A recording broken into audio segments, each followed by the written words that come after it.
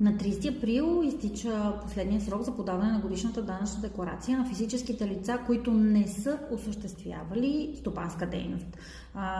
До същата тази дата можете да се възползвате и от данъчни облекчения, като данъчно облекчение за дете, за млади семейства при ипотечен кредит, за неработоспособност 50 и повече процента, за дарение или друг тип данъчно облекчение, като същия се запазва и срока за плащане на дължимия данък, ако имате такъв. А за тези, които са осъществявали стопанска дейност, каквато и да е тя, включително и тези, които са продавали с наложени платежи през сайтовете или през платформите в Европейския съюз или извън него, срока за подаване на декларацията е 30 юни, като